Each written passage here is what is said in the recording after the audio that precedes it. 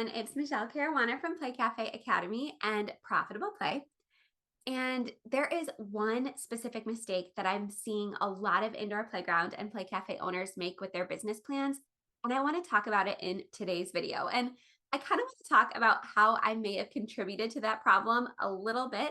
So I want to set the record straight and I want to break down this issue specifically regarding your different open play offers in this video today. But before we get into it, I just want to quickly remind you to subscribe to this channel, turn on post notifications so you never miss a video. And if you want any additional resources or if you want to check out anything that I talk about today, whether it's my business plan template or my full Play Cafe Academy course or anything like that, or my podcast, everything is linked in the video description. So feel free to check those links out while you're listening to this video. Okay, so some of you guys probably already know this, but some of you might not. So I review a lot of indoor playground and play cafe business plans, like multiple per week.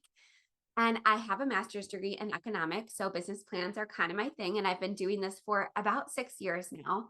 And it's one of my absolute favorite things to do in my business. And how I currently have it set up is that once you purchase my $27 business plan toolkit that comes with, a 34-page template that I had professionally created, which has a really, really high success rate of getting indoor playgrounds and play cafes funding and leases signed and all that good stuff.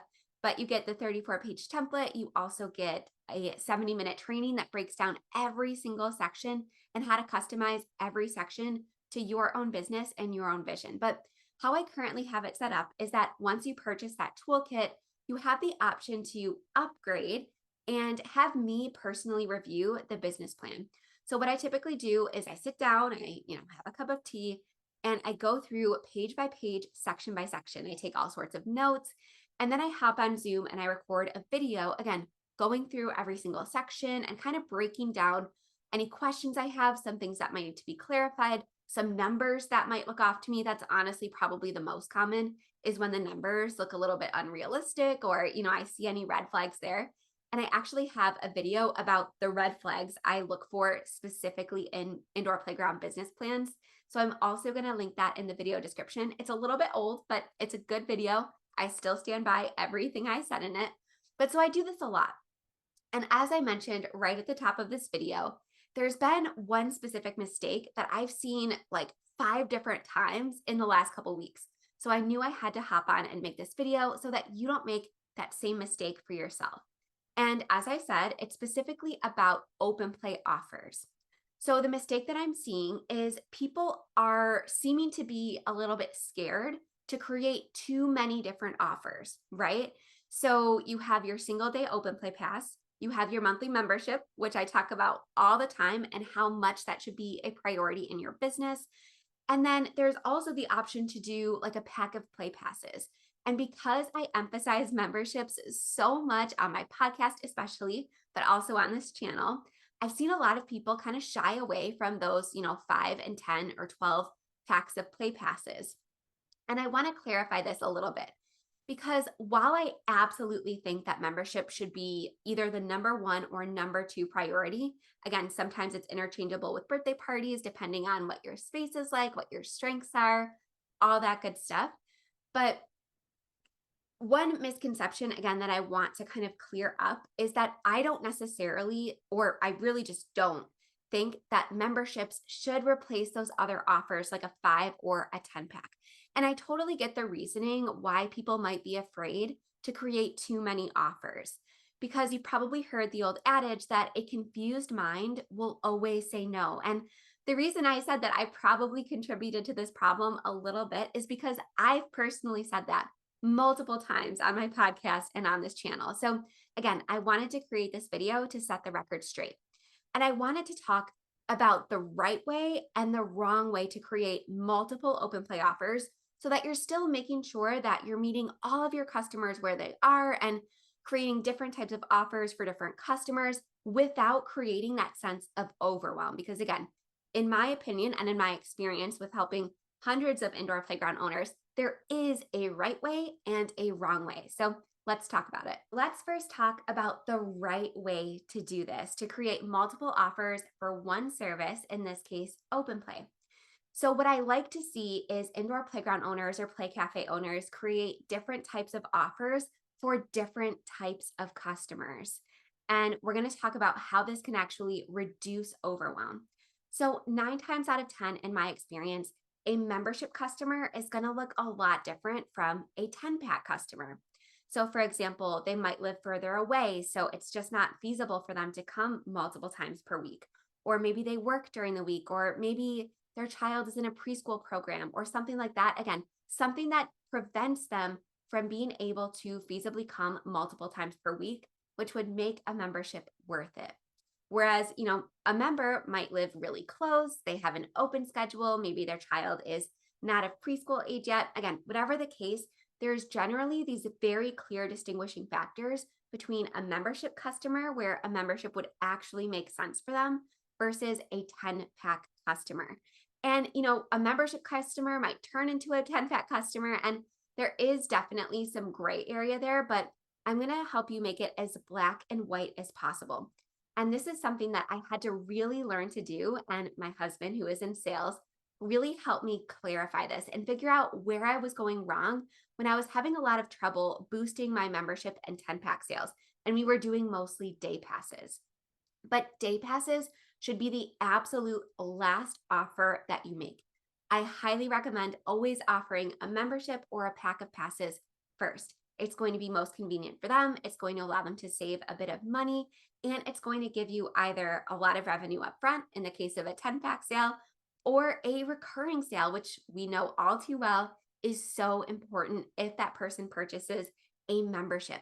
And I know a lot of indoor playground owners are very nervous and a little skittish to make those high ticket or recurring sales. But I promise you, if you get your script down and empower your team to really help your customers distinguish whether a membership or a 10-pack actually makes more sense for them, it's going to become so much easier. So, what I like to do is I like to take out that gray area and make it black and white for that customer, whatever their life looks like and their schedule looks like right then. So, whenever somebody is checking in and they don't yet have a membership or a pack of passes, our staff knew to say, hey, just curious, I want to make sure you get the best possible value and the most possible savings on your visit today. Do you plan on coming or visiting more than twice per week? And if they said yes, then we would say, great, a membership is actually going to be the biggest opportunity for savings. And this is why. And they would, we had a visual, we had a very clear indicator of, being able to say, hey, look, if you come again more than twice a week, it's actually going to save you a lot of money. And again, that made for a very easy sale. If somebody said, no, I don't plan on coming 2 or more times a week, we live really far, or I work, or whatever the case may be, that's very easy. Hey, did you know that you can buy, you can save 20% by purchasing 10 play passes up front? And if they say, I'm not really interested, we're just trying it out, no problem. Again, keep making that offer every single time they come, because one of those times, maybe they bring in a grandparent, or maybe they just got a bonus, or maybe they just got paid, or maybe they're just in a better place to make that bigger commitment and save more money, or maybe they had a great visit last time and now they finally feel confident enough in your business to spend that extra money on a 10-pack of passes. You never know. So even if you've already made the pitch to someone multiple times, keep making it every single time. This is one of the biggest keys to making more sales is you have to actually ask for the sale, and you really have to get over that fear.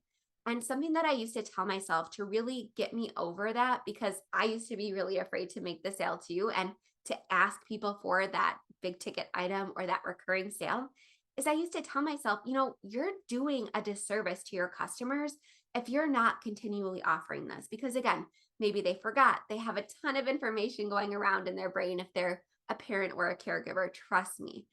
Or maybe they just weren't in the position again, or they didn't have the right circumstances to make that purchase before. You want to keep reminding them, because if your membership offer is really great and if they can save money on their visit by purchasing a pack of passes, again, you would be doing them a disservice to not continue to offer them the opportunity. So again, I always try to lead from that place of service and saying, hey, you can save money today. So always go back to the benefit to the customer, not necessarily the benefit to your business.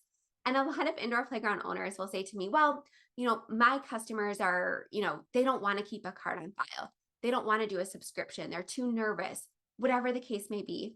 I promise you that is not a business model problem. That is not a problem that that person has with a recurring sale or a subscription. That's a sales problem. So you really have to, again, refine the way you're talking about your memberships, the way you're presenting them, and the way you're empowering your team to present them. Because I guarantee you, if that same person who didn't want to put their card on file, if you looked at their finances, I guarantee you they have at least 10 subscription products in their life. And based on how those companies sold their products to them, I guarantee you they didn't mind. They were looking at that subscription as a convenience. I bet they have, maybe it's a home chef program or HelloFresh or something like that, a meal delivery service.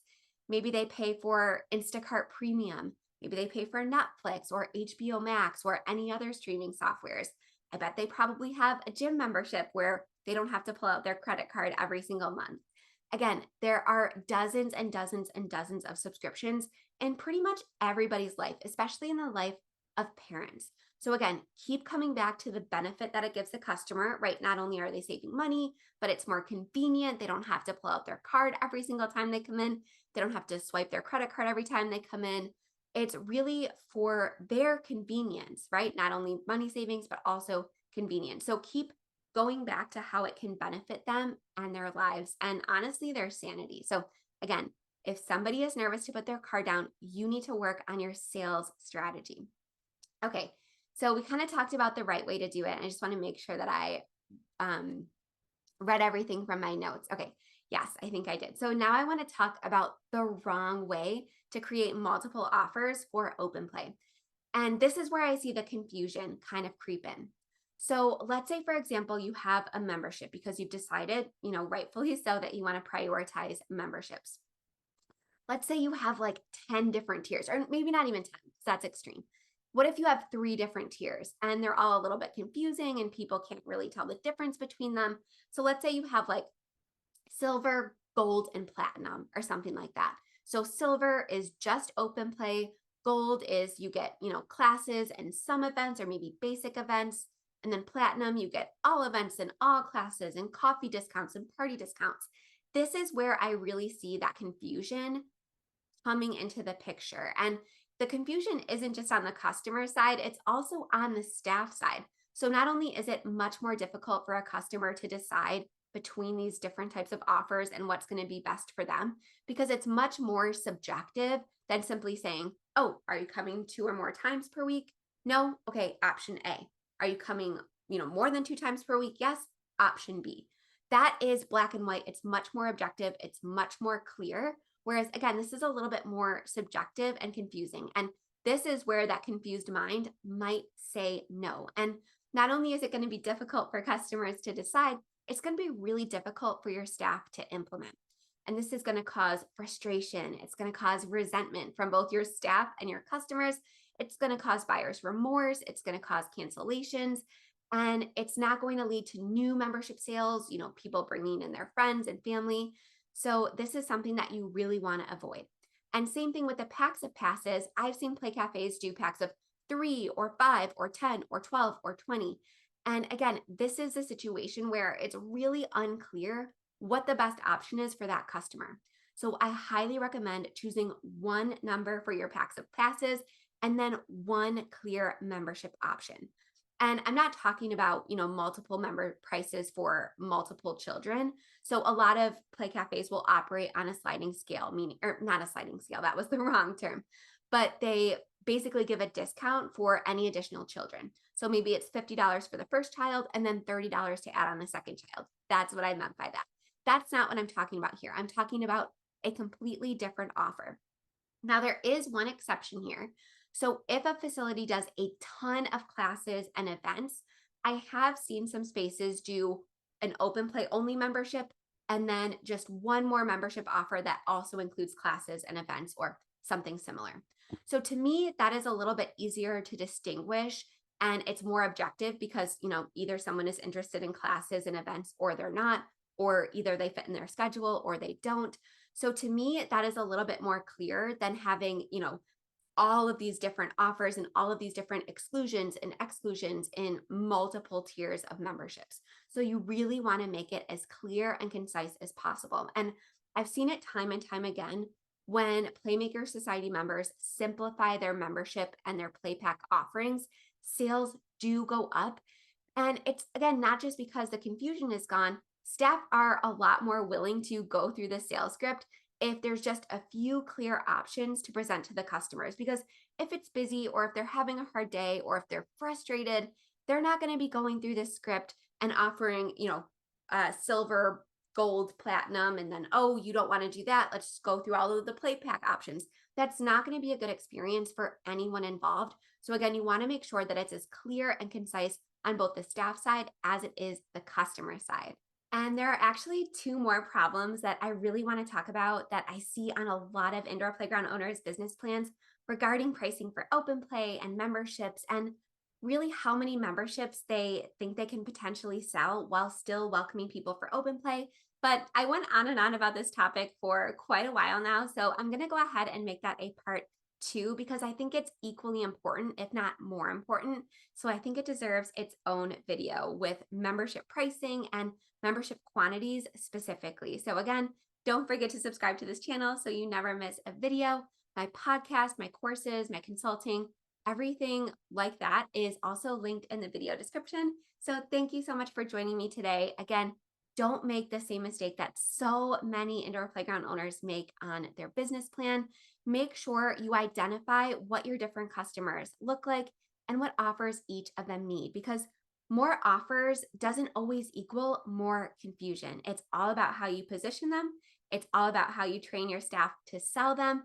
And it's all about how much you actually ask for the sale and how confident you are in your offerings.